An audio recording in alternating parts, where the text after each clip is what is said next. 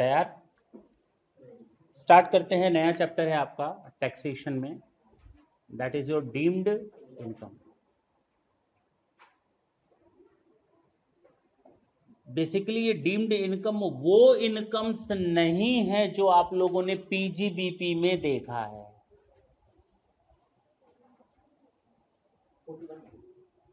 है ना? 41 में देखा था ना? बहुत बढ़िया। प्रिजम्पटिव इनकम भी ये नहीं है जो 44 एडीए में देखा था, एई में देखा था, वो भी नहीं है क्या? आपसे कहा गया हमको जरा बताओ कि तुमने ये जो बिल्डिंग बनवाई है इसका पैसा कहां से आया। मान लो किसी के यहाँ रेड पड़ी और पूछा गया ये बिल्डिंग कहां से आई। अरे पैसा लगाया है। कितना लगाया? 2 करोड़। कहां से आया?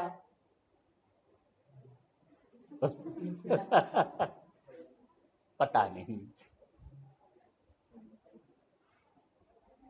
पूछा गया ये जो घर पे आपके गोल्ड निकला है 2 किलो का, कहां से आया? पता नहीं। पूछा गया है जो कैश मिला है आपके घर में, पहाड़ जो मिला है, कहां से आया? अब समझ में आ रही है? इन सबको हम कहते हैं डीम्ड इनकम। क्या बोलते हैं इसको? इसमें 2 सेक्शन एप्लीकेबल होते हैं, सेक्शन 68, 69, 69A, 69B, 69C और 69D। 2 ही सेक्शन है, 68 और 69। ABCDE तो बाद में जोड़ा सेक्शन 68 कहता है अगर आपकी बुक्स में कोई कैश क्रेडिट पड़ा हुआ है, आपके अकाउंट में जमा हुआ है, बैंक अकाउंट डेबिट टू फलाना, ये पैसा आया कहां, जरा ये तो बताओ। अगर आपके बुक्स ऑफ अकाउंट में कोई कैश क्रेडिट या डिपॉजिट्स है जिसका आप एक्सप्लेनेशन नहीं दे पा रहे, अगर बुक्स में है तो, मैं उसकी बात कर रहा हूं, कैश क्रेडिट है बुक्स में तो उसको हम आपकी इनकम मान लेंगे। क्या मान लेंगे? और जानते हो हम आपके ऊपर टैक्स लगा लेंगे सेक्शन 115 BBE के हिसाब से कि जितना भी ऐसा अनएक्सप्लेन्ड कैश क्रेडिट होगा, मान लो 1 लाख रुपए आया अनएक्सप्लेन्ड अमाउंट, तो इसका 60% टैक्स लग जाएगा। कितना हो जाएगा? अभी रुको, 25% आपके ऊपर लग जाएगा सरचार्ज। टोटल कितना हुआ? अभी रुको, सेस लग जाएगा 4% आपके ऊपर। टोटल कितना? यानी 1 लाख रुपए पर 78,000 तो गवर्नमेंट ले जाएगी सीधे सीधे। तो टैक्स रेट कितना हो गया effective? Effective tax rate is 78%। अगर 100 रुपए होता तो 60 और इसका 25% 15, टोटल हो गया 75, इसका 4% 3। अब समझ में आ रही बात? पक्का?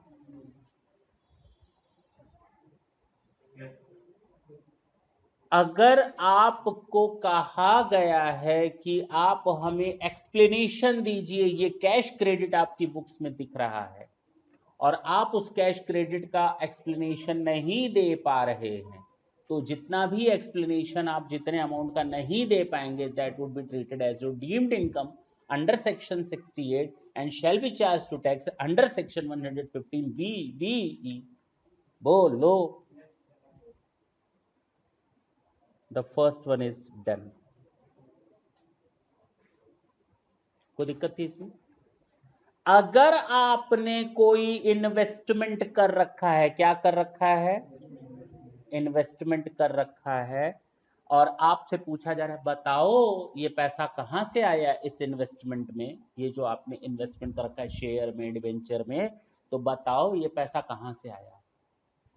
आप नहीं दे पा रहे हो एक्सप्लेनेशन, या जो दे रहे हो आए बाएं और शाएं, ठीक है ना, वो बता रहे हो। आए बाएं और साए नहीं शाए होता है, उसमें भी स जोड़ दिए। तो कहा गया ये भी आपके ऊपर मान लिया जाएगा ये आपकी डीम्ड इनकम है। और किस सेक्शन में टैक्स लगेगा? 115 बीबीई में क्या रेट रहेगा? 78%। Effective tax rate is 78%। ये है इन्वेस्टमेंट। एक था एसेट साइड, लाइबिलिटी साइड का, अभी तो लाइबिलिटी आई नहीं है। एसेट साइड, एसेट साइड में आपका है कैश क्रेडिट पड़ा हुआ है, मान लेते हैं। दूसरा अनएक्सप्लेन्ड इन्वेस्टमेंट।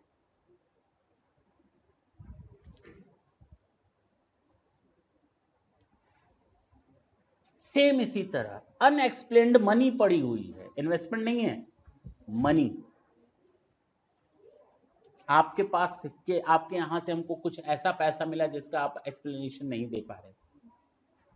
ये जो तहखाने में 5 करोड़ रुपए रखा है कहां से आया, तो वो हम नहीं बता पा।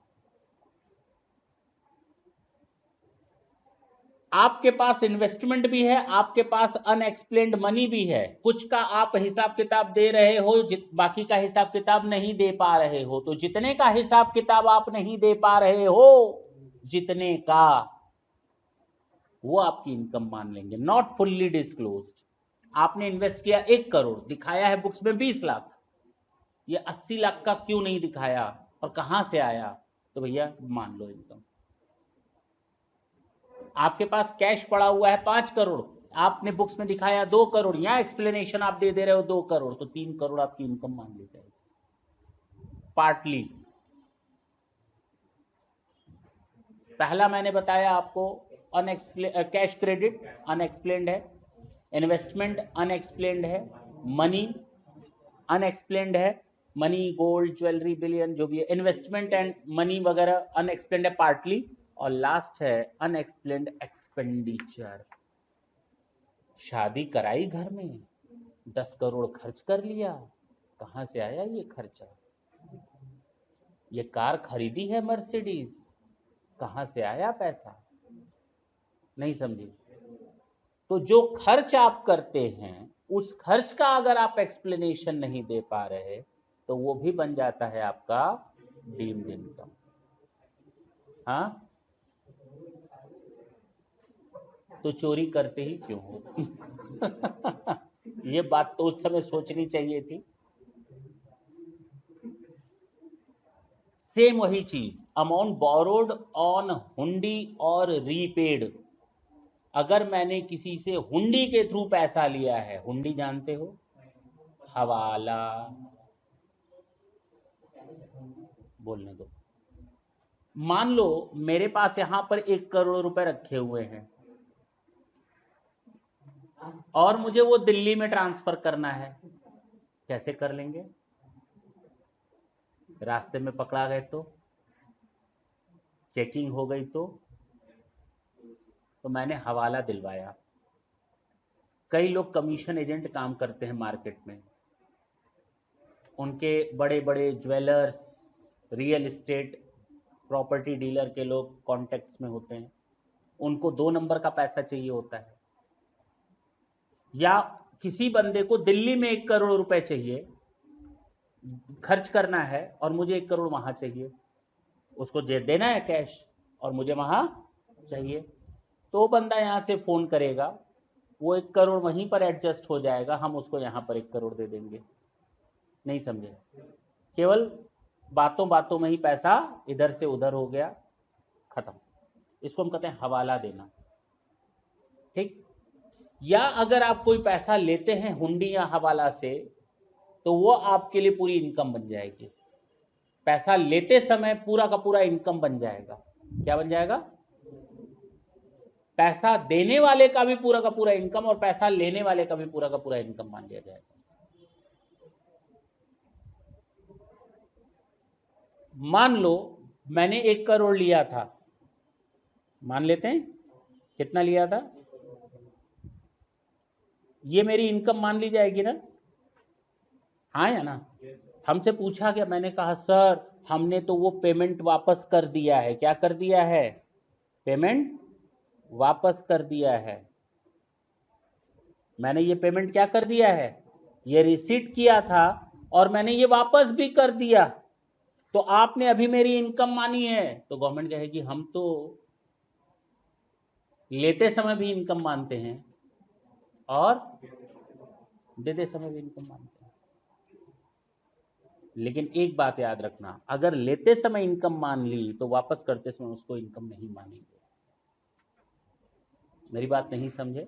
ये मिस्टर एक्स है और ये मिस्टर, इसने इसको पैसा दिया, इसके लिए रिसीट है, इसके लिए बाद में इसने इसको पैसा दे दिया, इसके लिए रिसीट है और इसके लिए, तो इसके लिए भी एक ही बार इनकम मानी जाएगी और इसके लिए भी एक ही बार इनकम मानी जाएगी, या तो रिसीट के समय या तो पेमेंट के समय। बात समझ में आई? दोनों बार आप नहीं ले सकते। एक ही बंदे से सेम अमाउंट पर रिसीट के समय अगर ले लिया तो पेमेंट वाले साइड पर नहीं जाएंगे, पेमेंट वाले पर ले लिया तो रिसीट वाले साइड पर नहीं जाएंगे। ऑप्शन नहीं है, पैसा तो दे रहे ना, ऑप्शन कौन सा इसमें ढूंढ रहे हो? तो उसका सोचो, जो बेचारा सोच रहा था कभी नजर में नहीं आएगा, ठीक है ना? लेकिन पैसा नजर में किसकी? सरकार की, ठीक है ना? अब जरा मैं पढ़ूं, topic is over, chapter is खत्म, खल्लास।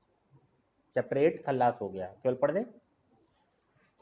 Where any sum is found credited in the books of account and the SSE offers no explanation, this is your section 68। अगर आपके अकाउंट में कुछ पैसा डिपॉजिट है, आप उसका एक्सप्लेनेशन नहीं दे पा रहे हैं, about the nature and the source thereof, the explanation is not satisfactory, then the sum credited shall be charged as income to of the SSE for that previous year। अगर कोई SSC company है और उसके पास पैसा आता रहता है, share application, नाम बदल बदल करके, किसी से पैसा लिया, लिख दिया शेयर एप्लीकेशन, बताओ किसने दिया? अरे मार्केट से आता रहता है पब्लिक, कहां से आया मालूम नहीं, अरे नाम पता फोन नंबर कुछ तो होगा, नहीं मालूम। शेयर कैपिटल के नाम से पैसा आ रहा है ना, 2 नंबर का। अगर हम एक्सप्लेनेशन नहीं दे पा रहे हैं तो की बात कर रहे हैं। शेयर प्रीमियम का पैसा है, any such amount what ever name called, और उसका कोई सेटिस्फैक्ट्री जवाब नहीं आ रहा, तो मान लो उसने कहा कि ये पैसा आदित्य ने दिया 1 करोड़, क्या बोला? तो डिपार्टमेंट आदित्य को तो नहीं आएगा, भैया कहां से आया तुम्हारे पास जो तुमने कंपनी में, देखो कंपनी ने सेटिस्फैक्ट्री जवाब दे दिया, कहां से आया? और आदित्य को फोन किया गया तो आदित्य कह रहा है मैंने ही दिया है, तो चुट्टे ये बताओ कहां से आया? करा नहीं बता पाएंगे। अब समझ में आई बात? तो कहता है ये कंपनी ने एक्सप्लेनेशन दिया, लेकिन उसको भी सेटिस्फैक्ट्री तब तक नहीं माना जाएगा, नहीं माना जाएगा जब तक कि जिस बंदे से वो पैसा लिया गया है वो बंदा भी सेटिस्फैक्ट्री रिप्लाई ना दे दे। अब समझ में आई बात? और एसेसिंग ऑफिसर को लगता है हाँ अब मामला ठीक है। अब फिर से बोलें, अगर कोई कैश क्रेडिट किसी एसएससी के पास मिलता है जिसका एक्सप्लेनेशन उससे मांगा जाता है, वो नहीं दे पाता, या अगर कोई कंपनी है उसके अकाउंट्स में share capital, security premium, share application money या किसी और नाम से पैसा आता है और उसका एक्सप्लेनेशन उससे मांगा जाता है, वो उसका जवाब नहीं दे पाते, या देते हैं लेकिन सेटिस्फैक्ट्री नहीं है, लेकिन दे दिया और जिस पर्सन का नाम लिया उस पर्सन ने सेटिस्फैक्ट्री जब तक रिप्लाई नहीं दिया तब तक हम उसको सेटिस्फैक्ट्री रिप्लाई नहीं मानेंगे। अब समझ में आई बात? सेम वही चीज है कि अगर आपने किसी से दिखाया है बुक्स में हमने ये लोन लिया है, बोरोइंग ली है, कहां से आया? यहां से आया, क्या है? लोन या बोरोइंग, तो उसको फोन किया जाएगा, मतलब उसको बुलाया जाएगा समन दे करके, बताओ ये तो तुमने पैसा दिया कहां से दिया। अगर वो सेटिस्फैक्ट्री रिप्लाई दे देगा तो ही काम आगे बढ़ेगा। यानी जब जब कंपनी ये कहेगी हमने फलाना आदमी से पैसा लिया, तब तक उस आदमी के ऊपर दौड़ा दिया जाएगा। चलें, अनएक्सप्लेन्ड इन्वेस्टमेंट्स, इन्वेस्टमेंट आप अनएक्सप्लेन नहीं कर पा रहे। अगर कोई एसएससी ने इन्वेस्टमेंट किया है और रिकॉर्ड नहीं किया गया बुक्स ऑफ अकाउंट में, क्या नहीं किया गया? क्योंकि रिकॉर्ड अगर किया गया होता पार्टली तो पार्टली वाले में आता, फुल्ली है तो छोड़ दिया यहां। तो रिकॉर्ड नहीं किया गया है अगर बुक्स ऑफ अकाउंट में, या उसका एक्सप्लेनेशन नहीं दे पा रहा कहां से पैसा आया, तो उसकी वो इनकम मान ली जाएगी। पहला था कैश क्रेडिट, दूसरा है इन्वेस्टमेंट, तीसरा है मनी। हाँ या ना? मनी, बिलियन, ज्वेलरी और अदर वैल्यूएबल आर्टिकल अगर उसके पास से पाई जाती है, जरूरी नहीं कोई कंपनी ही हो, कोई भी बंदा हो सकता है, कोई भी पर्सन हो सकता है, इंडिविजुअल, एचओ, फलाना और डिमाका, कोई भी हो सकता है, और जो उसकी बुक्स में रिकॉर्ड नहीं है और उससे एक्सप्लेनेशन मांगा जाता है, वो नहीं दे पाता, तो उसकी डीम्ड इनकम मान ली जाएगी। अगर कोई इन्वेस्टमेंट है जो पूरी तरह से डिस्क्लोज नहीं है, मनी है, बिलियन है, ज्वेलरी है, जो बुक्स में रिकॉर्ड तो है लेकिन आधा अधूरा रिकॉर्ड है, इन्वेस्टमेंट तो है लेकिन आधा अधूरा रिकॉर्ड है, तो जितना ऑफर नहीं कर पा रहा है एक्सप्लेनेशन से, जो मांगा गया एक्सप्लेनेशन अगर नहीं दे पा रहा है, तो जितने हिस्से का नहीं दे पाएगा वो उसकी इनकम अनएक्सप्लेन्ड एक्सपेंडिचर।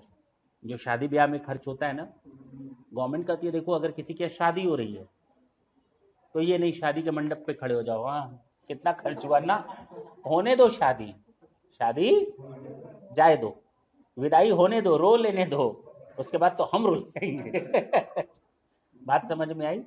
उसके बाद दौना गिनेंगे कितना खर्चा हुआ, जरा देखो तो कितने पत्तल गिने हैं, कितना खर्च किया। बात समझे?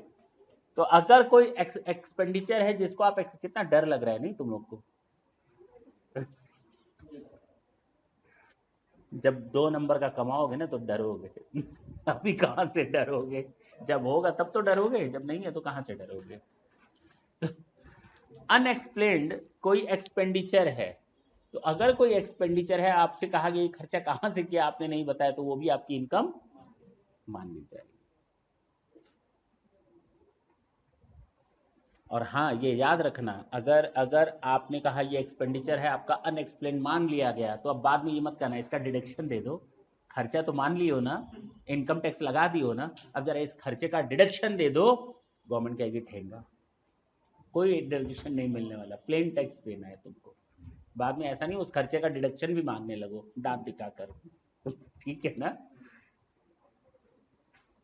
Last, amount borrowed or paid, repaid on hundi. Amount is borrowed on hundi from any person and repaid.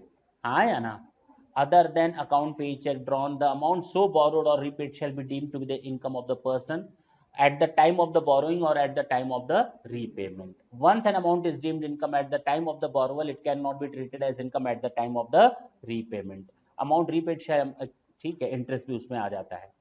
Tax rate कितना लगेगा? 78% बता दिया गया ना, कोई भी डिडक्शन आपको इन एक्सपेंडिचर्स का नहीं मिलता, ये भी बता दिया गया। चैप्टर इज ओवर, खत्म। क्या टफ था? मजा आया? पक्का? टाटा बोले।